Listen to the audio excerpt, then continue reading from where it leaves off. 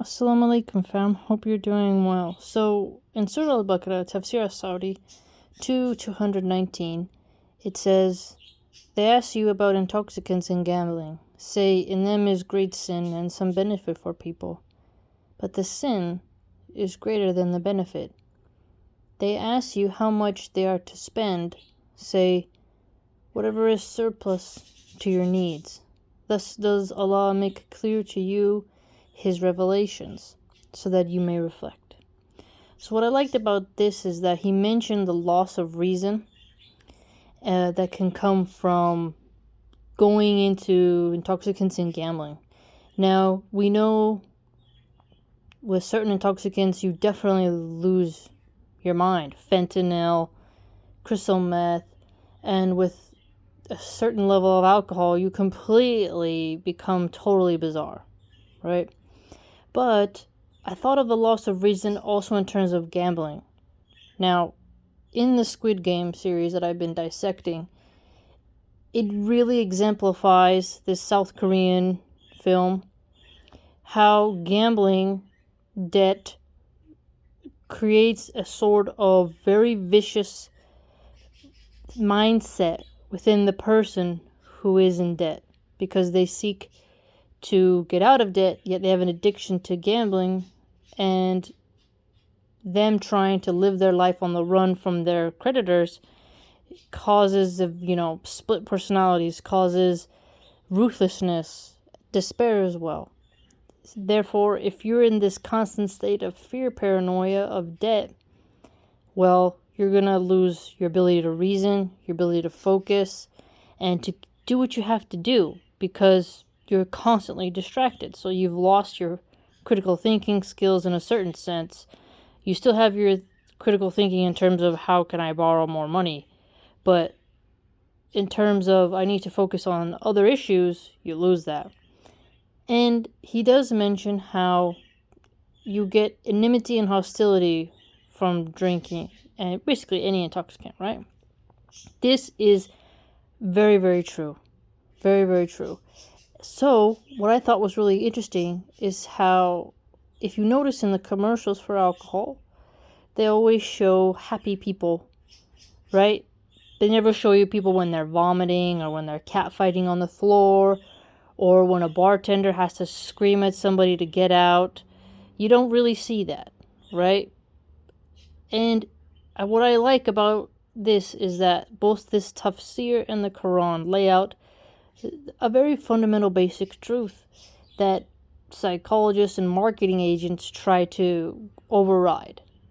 And this is very important for us in a day and age where propaganda is being spewed at us, and when liberals want to legalize, tax, and regulate all drugs so that you can go buy crystal meth, so that you can use whatever drugs you want, and that they then think that's going to create a better society.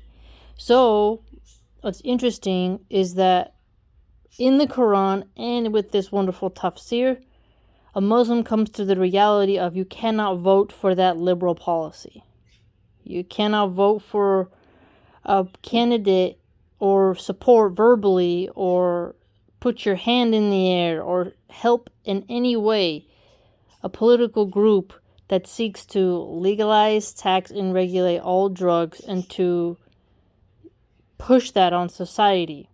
Now, imagine if more Muslims got in media and they started, not creating ads for alcohol, not selling ad space for alcohol, stop putting alcohol advertisements on buses, billboards, wherever else, to kind of really push back on that. Imagine how less harm would happen. So I think it's brilliant how it really just says it's enmity and hostility. Husbands fight with women, women get jealous, they get into catfights. If you look at all those TV shows, every time, one of the main women in these horrible reality TV shows, like housewives of wherever they call it, those shows of these wealthy women, they drink some Chardonnay and they start beating on each other, hitting each other, gossiping. They say things they regret. It's a total disaster, right? And it's really quite plain that we have to watch out for that.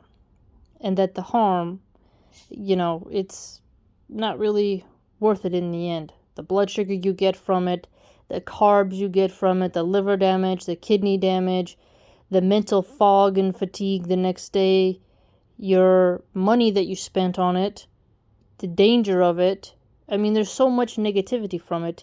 Yet, you'll see a lot of liberal atheists promote it as free, as, paradise, as fun, as let loose, live. It's very distorted, right? Now, there's another point is that when you want to give charity, you spend your surplus. So I thought about capital surplus.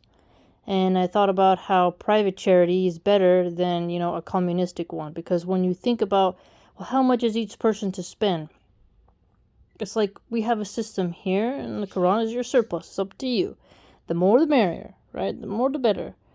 But being taxed to death by the government hand, and you're under a secular government that hates religion, taking all your money by taxing you and putting it into programs that you don't agree with, that's actually worse, I'd argue, right?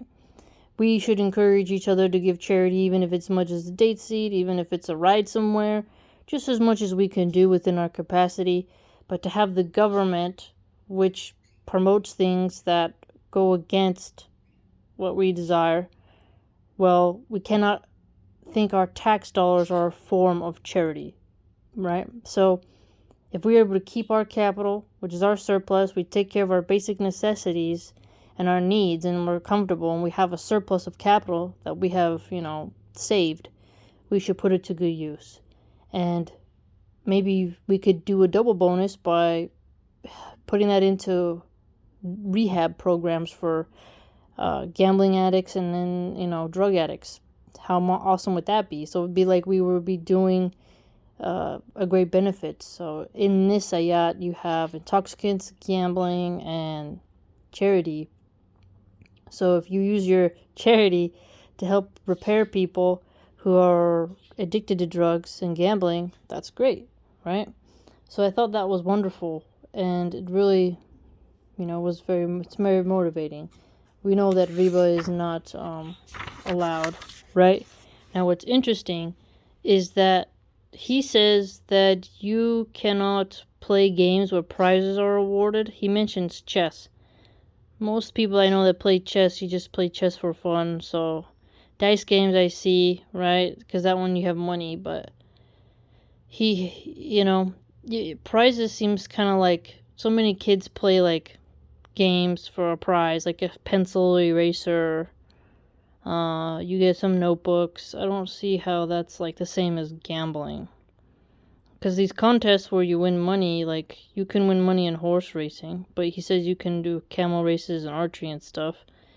But I thought, it's interesting because there's a lot of positive competition, but gambling is when the spectators bet on those, right? So maybe it's like if you go to a boxing match, you cannot bet on a fighter, or a football game also could be rigged.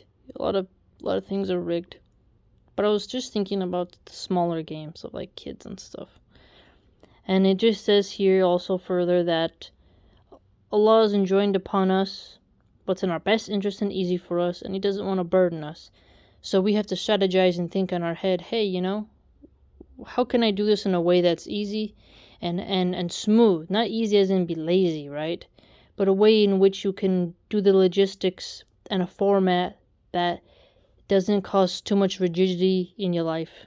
So, very, very profound. And that was 2:19, Surah Al-Baqarah.